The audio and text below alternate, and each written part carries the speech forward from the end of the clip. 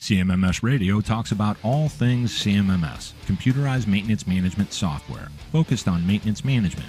It's the people, the process, and the culture that make your CMMS journey a success.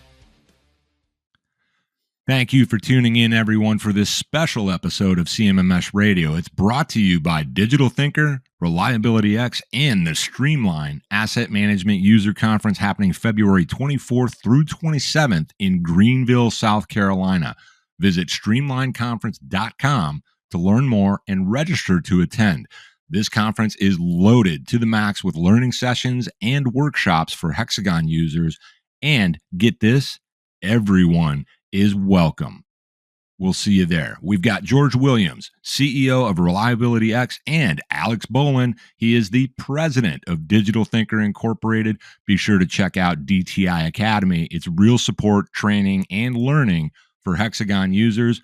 Gentlemen, welcome back to CMMS Radio. Well, thanks for having us. Yeah, thanks, man. We're so Alex, jazzed. congratulations on being Digital Thinker, by the way. You've recently announced. Yeah. Congratulations. Well deserved.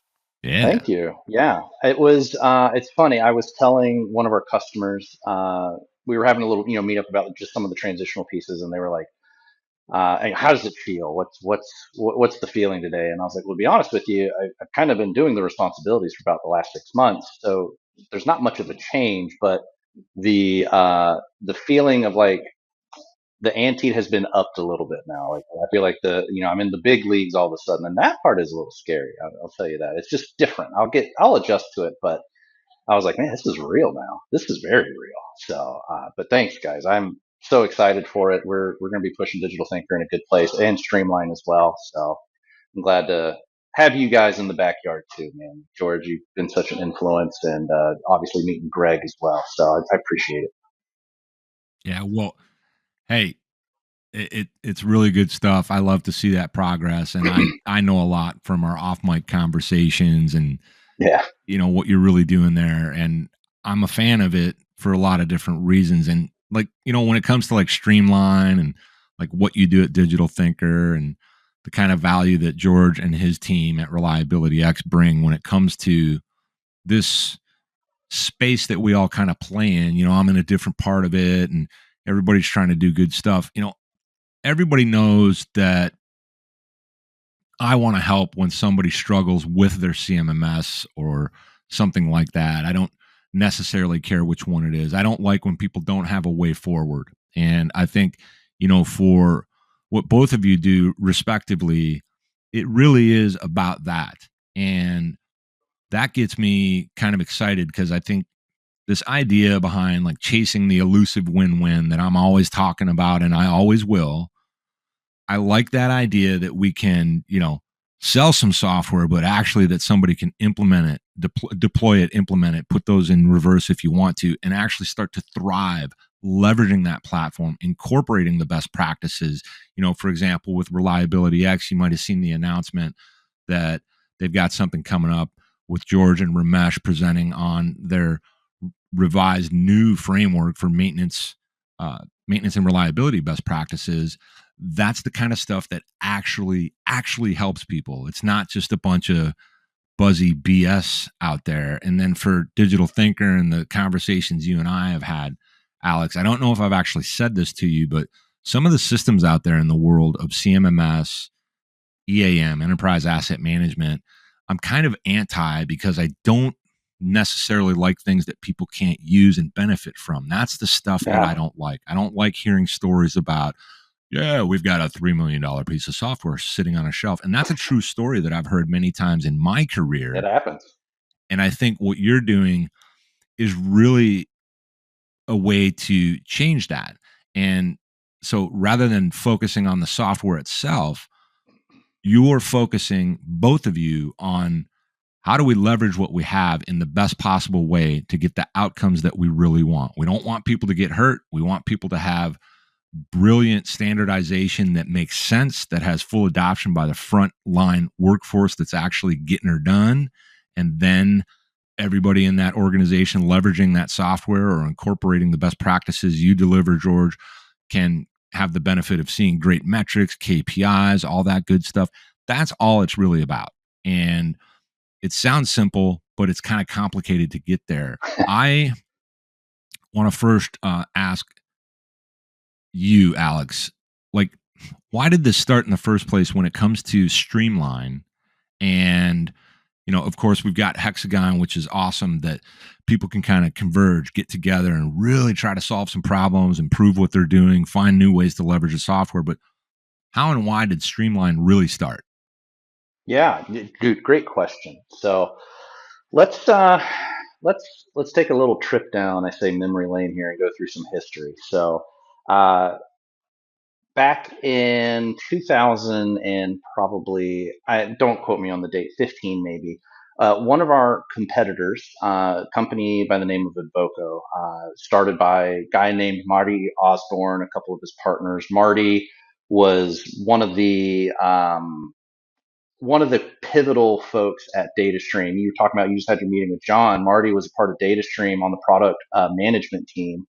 And then N4 bought MP2 and D7i, and then Marty and my dad and 4 or 5 other pivotal people at DataStream said, we're breaking off and we're starting our own company. So anyway, Advoco was started, and I got to give credit where it's due, right? Like I'm trying to turn this mindset wave of like competition is good and healthy, but I've lived in a world where competition sometimes can feel like the enemy, and well, I don't want to think that way anymore. Competition is good to help me be a better company and a better person and deliver a better product. But I think there's times where we can lean on competition in areas where maybe we don't shine, right? And maybe they can do something better. And how can I use them? So anyway, I'm trying to change that mindset, and it has been a challenge, but it's working its way there, which I'm really excited about. But Advoco did some really cool stuff. So they started a conference called Connect, and it was Advoco clients only. They had a lot of N4 buy-in, and their conference took off. I mean, it was instantly. And Invoco did things the right way. Just a lot of the things that we're talking about here, they did a lot of that similarly. It was very much so customer success first. Let's guide you down the right product. Let's not just try to get another win on the belt. Let's make sure this is a viable win solution and get everybody on board with this, not just maintenance technicians. Let's get finance in on this. Let's get quality in on this. Let's, you know, damn near get the CEO involved to see the progress we're making here and win hearts and minds, and then show what progress looks like. So they did some really cool stuff. Well, Advoco was acquired by Accenture, and just the dynamic changed. Accenture didn't want to support that event anymore, and things have changed on that side. So there was about a 2-year time period, maybe a 1-year time period, where Hexagon EAM, formerly N4, had no dedicated events. The community was starting to fade big time. And so, and I say no event, there was Hex Live and maybe an N forum, but as we all know, they lump all the products in those events. And EAM, historically speaking, usually gets a pretty small piece of the pie, and good or bad. But Connect was solely N4 EAM at the time. And so anyway, some key figures from Hexagon approached my dad, Tony, and said, we really think you guys have the formula, the core values we want, and we think you guys should try to take up that mantle from where Advoco did. The community needs it. We need it. You guys need it. Let's try and do this. And so I think at first my dad was a little hesitant, because being a small company, it is not only a big liability, but it is also a massive planning undertaking. You know, I've only got 12 people on my staff, and it's almost right now it's almost a full-time job for me helping manage this. But you know, all the other intricate pieces, and then working with partners and sponsors. I mean, you guys get that. So, you know, I think he understood that, but I think he turned and looked at Kevin Price when he was with Hexagon at the time, and I can't remember who the other person was. He said, "Well, I'll do it, but this is going to be a community oriented event. I do not want this to be a 3-day sales event. This needs to be a community oriented event." And the Hexagon folks agreed, right? Like, you'd be stupid not to say yes to that. But that was drawing the line in the sand of we need to focus on the community. We need to rebuild the community. And so that's where Dad started that. And so we're on year 3 now, and we're seeing some cool growth. And so how are we creating that community? Your first year, I wasn't there for the first year. I hadn't come back to Digital Thinker yet, so I can't really attest to it. I know George was there. It was smaller. I think there was like 70 people, maybe 80 total, right? And it was mostly end user led on the sessions. People in the software, a couple of partners came in, delivered some subject matter expert opinions. Hexagon delivered some sessions as well, but it was mostly the end users.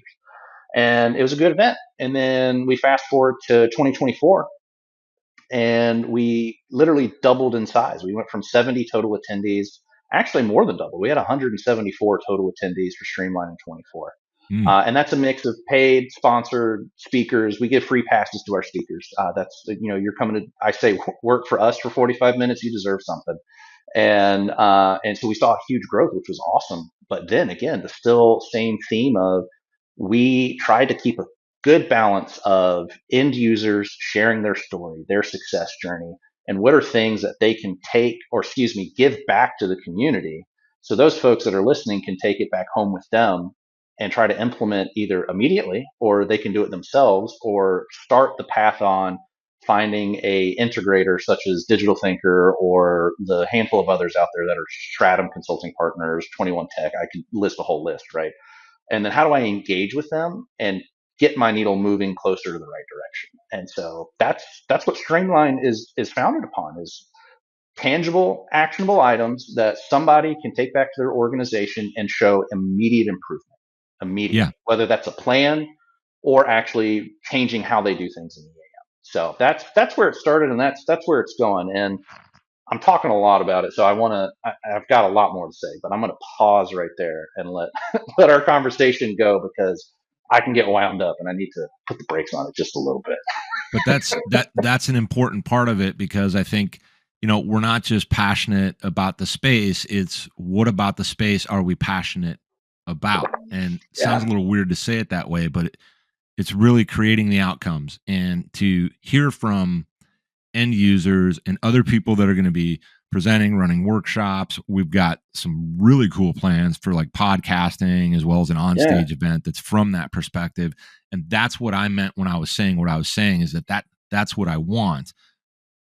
It's really, it's kind of at the heart of what I want to see happen with what I do, with CMMS radio, or when I'm in unrecorded conversations, is, let's make a difference. And anybody out there, kind of knows I can be righteous and soapboxy and all that kind of stuff, but I like what matters. So I want to switch over to George, because you've been a part of this for some time, and from the beginning. Yeah. And ReliabilityX is, in my view, a commodity in the maintenance community when it comes to what you do, how you do it. Extremely high integrity, which is very important to me. And, that might be uncomfortable to hear, but that's very, very important. I have it in many of the conversations that I have about this industry, and it's something worth preserving and fighting for. But I want to ask you, George, why exactly does this Streamline event really matter? And that's not just for you, but also for those that are going to be in attendance. Well, we get to throw an axe at one of the events. So all kidding aside, when they approached me the first time, let me tell you how committed Tony was to making sure this event was more than just a Hexagon event. The first time that they asked me to come to Streamline, they asked me to do 5 sessions, not a 45-minute session.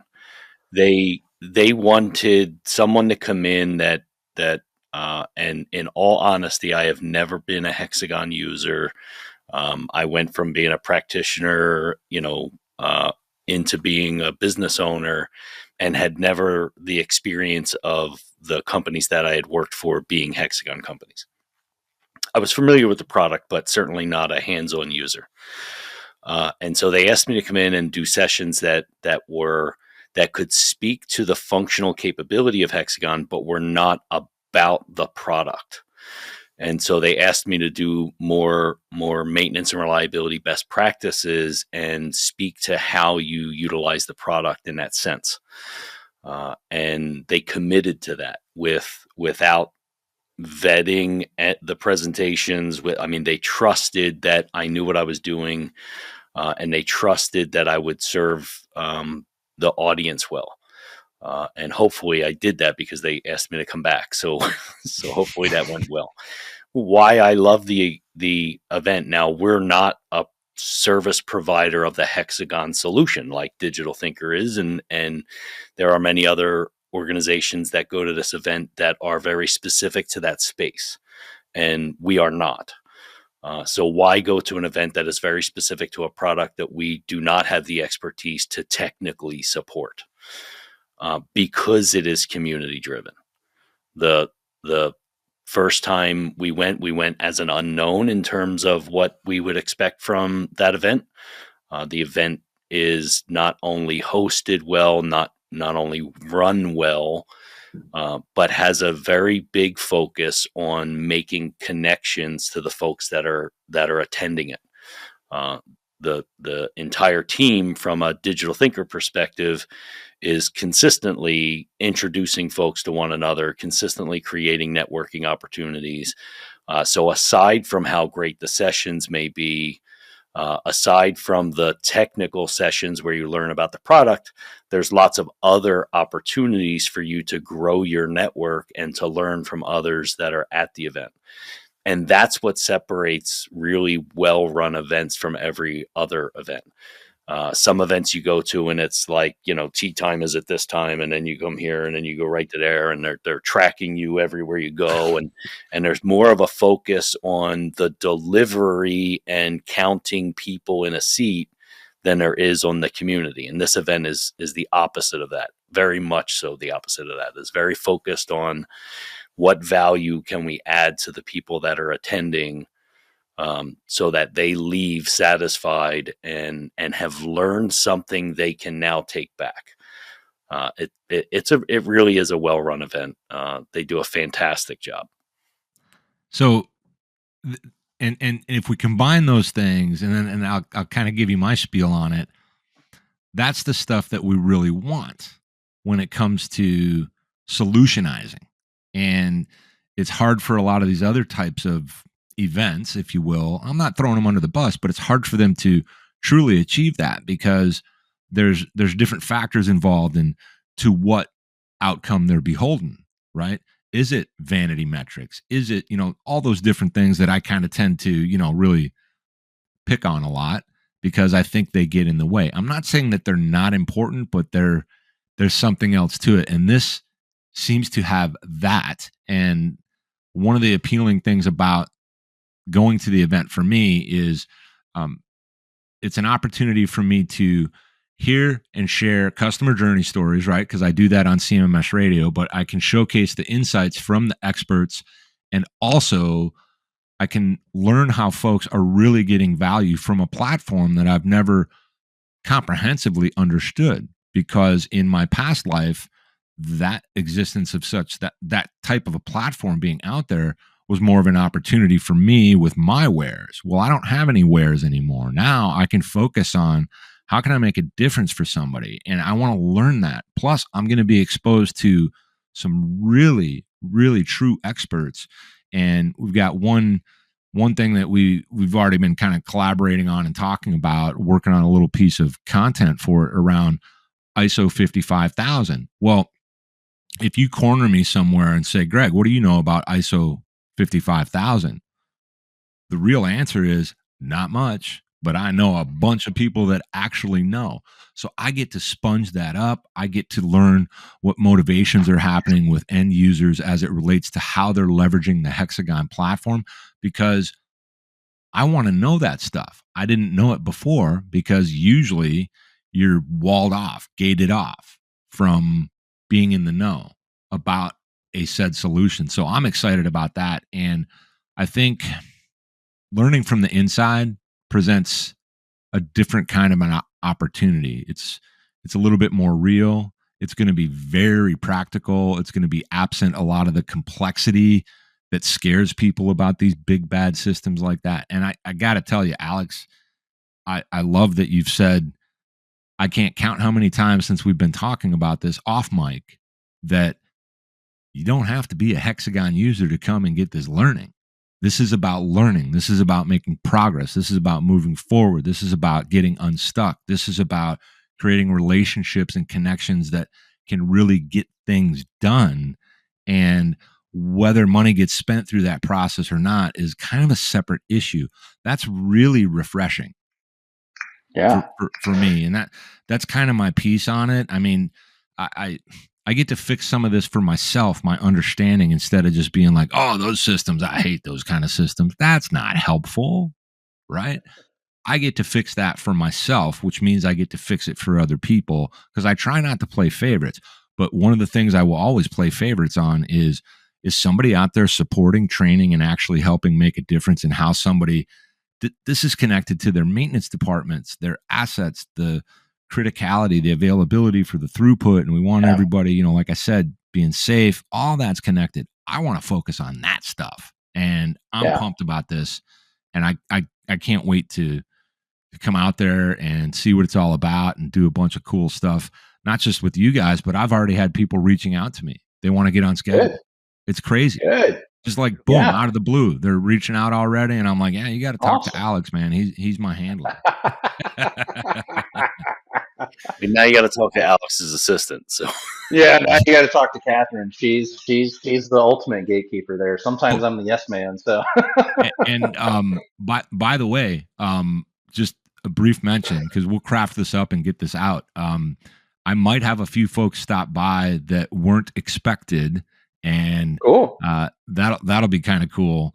People that just want to add value and say hello to some people. So that'll be cool. And, you know, I don't want people to have to listen, you know, for an hour about Streamline, because we're going to have some other content coming out. But I want to give both of you an opportunity for this particular episode to kind of give us a jewel or a primary takeaway that you would want someone to get when they hear this, because I'm going to whip this up quick and get it out quick.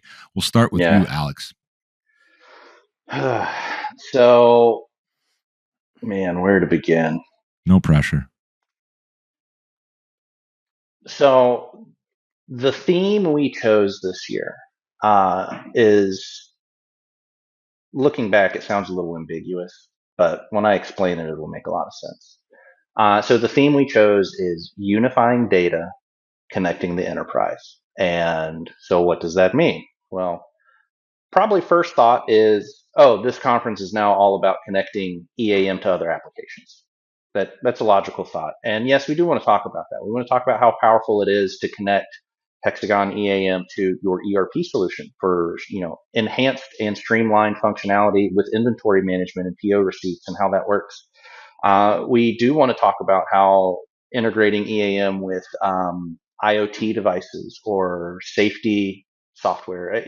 Insert any variable there, right? I don't have to go through the list on that. But the other piece, which then branches out into two more. So the other piece of connecting the enterprise is, I mean, you're talking, or you're speaking really true, Greg. Like when you first log in to EAM, when you buy your Ferrari and you go to start the car, you show up to a white page and it says, what do you want to do next? And then you have to build it. It's like getting a box of Legos and building your castle.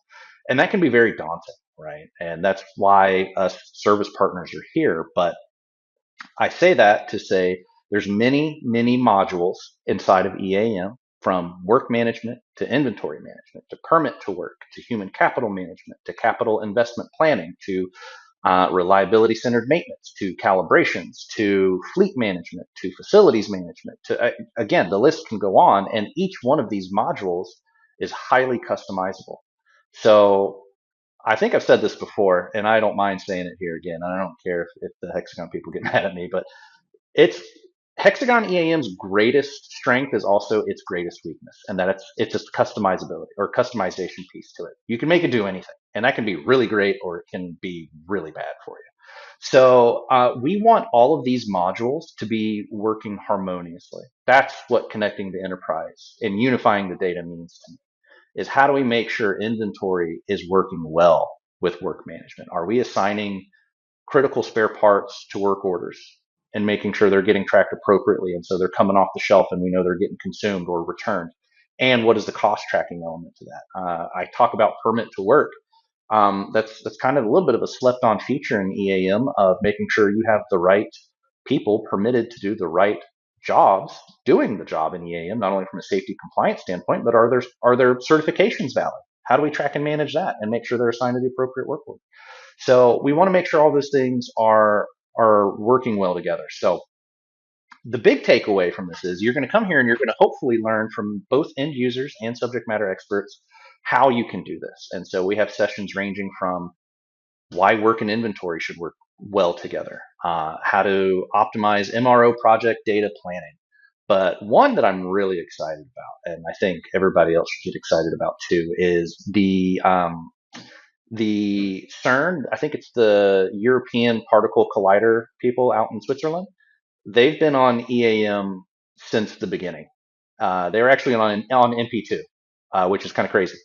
And so I've got Peter Jerkso, who's their like EAM system administrator, who's flying in all the way in from Switzerland to come talk about their journey from beginning to where they are today. How did they stand up each individual module? How did they learn what is the picture of right for them and what did it look like? All the trial and error through the years. I mean, you're talking a user that's been on for 20 years or more. And that's going to be really cool to hear. And not to mention, CERN does some really cool stuff, man. Like they do some cool shit over there. And the other things that they have integrated into EAM are wickedly wild between reality viewing capabilities with CAD and BIM. And I mean, I could go on and on about the cool stuff they're doing in EAM. Like they're in the top 1% of advanced users I would put in my book. Now, I might be saying that. It might be BS, but that's truly where I view them at. And I think they do too. So you're gonna get a good mix of how to connect your entire system together from both end users and Hexagon and subject matter experts, but you're also going to learn what are other folks' journey. How did they learn how to do this? And like, you mentioned you don't have to be a user to come to this thing, right? Like, and I actually highly encourage that because I want you to experience the cool community that is Hexagon EAM community. It's people helping other people, and that's what I love most. I mean, I can't say the names, but we've got two name brand companies that come to this event, and they met at Streamline and they collaborate on how to improve their system together. That's dope. I mean, these are companies you can't go without seeing driving every half mile. That's where these things are at, and that's super cool to me. And I'm glad we could build and foster that connection. And then not only experiencing the community aspect of it, but again, like I said, like if you don't even know where your journey is to begin, you just mentioned the ISO 55000 piece. That might be a little more advanced, but that's a good place to start.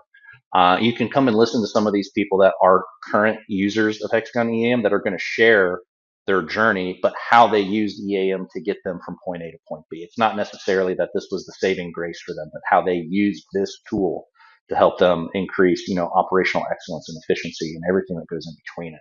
And so that was a lot of things to say that I'm excited about, but that CERN piece, man, it's going to be really cool. That's going to be a good session. I mean, and this is all the stuff that really is important that people need to hear, see, be able to ask follow-up questions about, because it lets them know what's possible. Not, oh, I'm worried somebody's going to stop me and do a 20-minute pitch.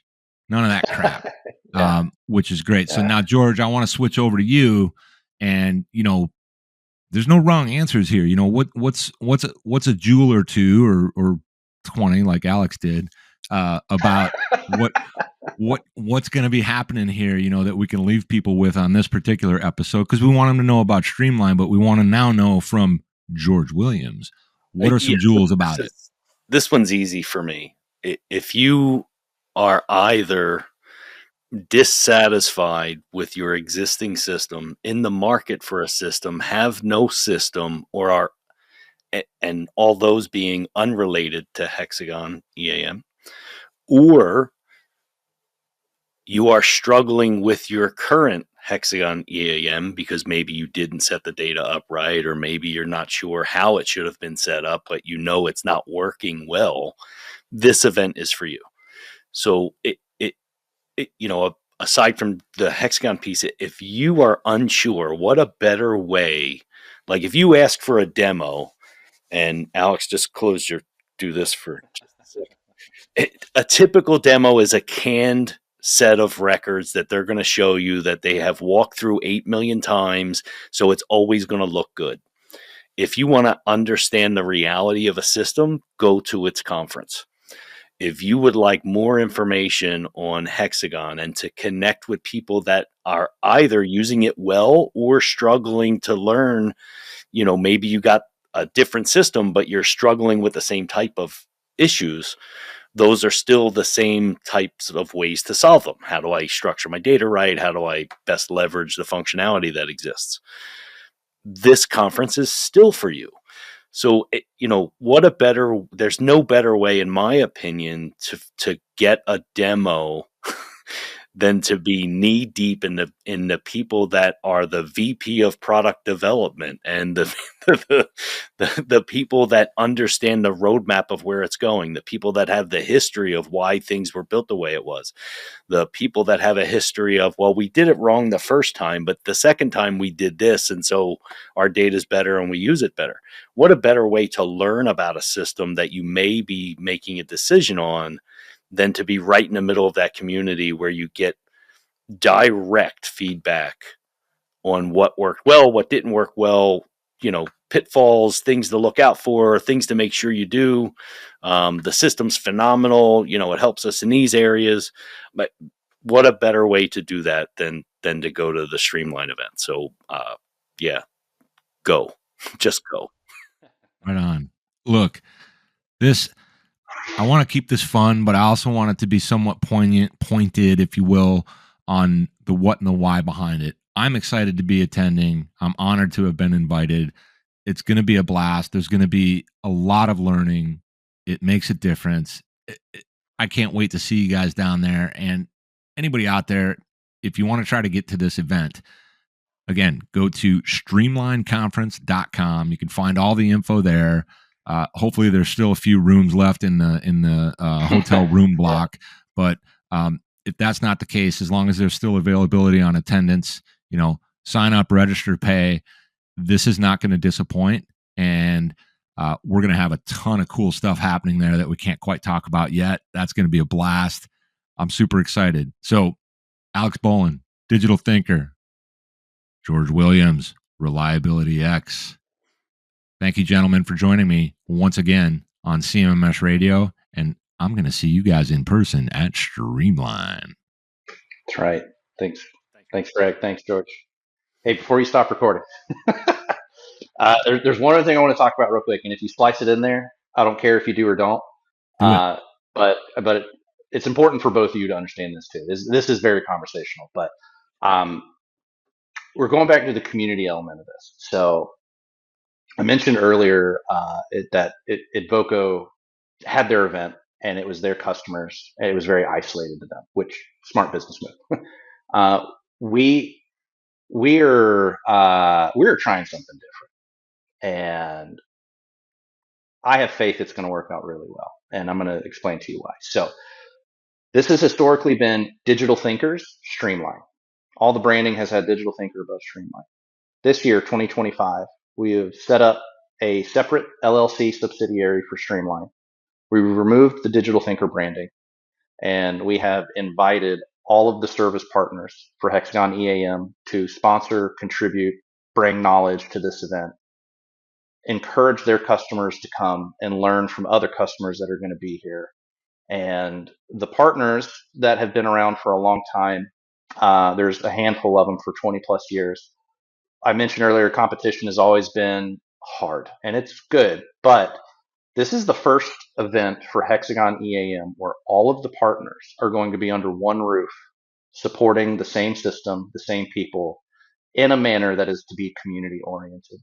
We all have a gentleman's agreement that this event is about the end users. It's not about us. We're here to deliver information. And if we win business in the natural way, then that's great. But this event is to support the entire community. And so I'm excited to announce that for the first time ever. That's not an in-forum or a Hex Live. This is a Hexagon EAM pretty much only event with some sprinkling of other Hexagon products and sessions over there. But we're primarily focused on Hexagon EAM. This is the first event where all of the partners have agreed to come and support this and support it for the end users. And I think that is, I'm trying not to say the F word. I think it's freaking incredible that these guys have jumped in and seen the value and see where it's important for the community to see the partners banded together. Man, I'm going to try to make it short.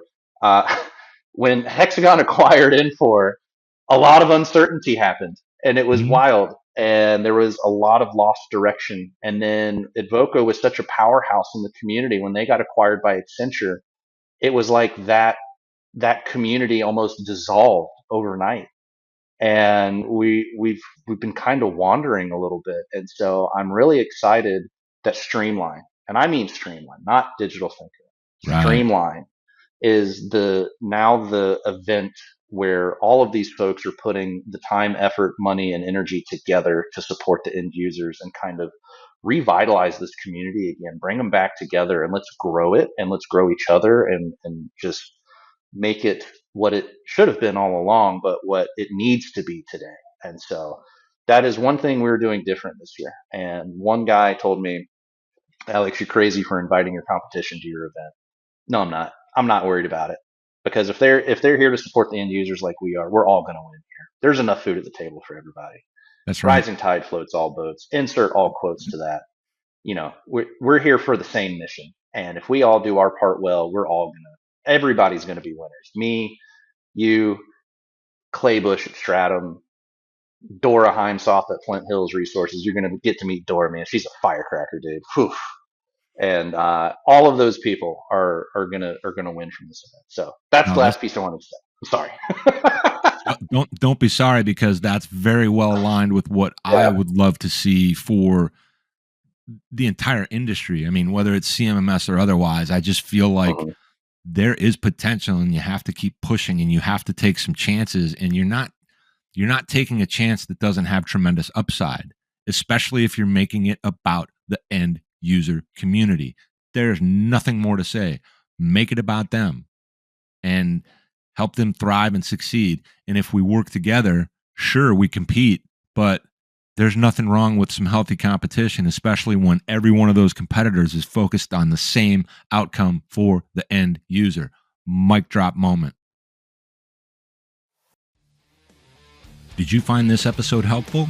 Please send us some feedback, suggest a topic, or ask a question. Reach out to CMMS Radio if you need a co-pilot on your CMMS project. Visit cmmsradio.com and use the What's on Your Mind link. Thank you for tuning in to CMMS Radio, your resource for all things CMMS, from selection to implementation, to help you make better choices, learn from industry experts, and have a successful CMMS journey.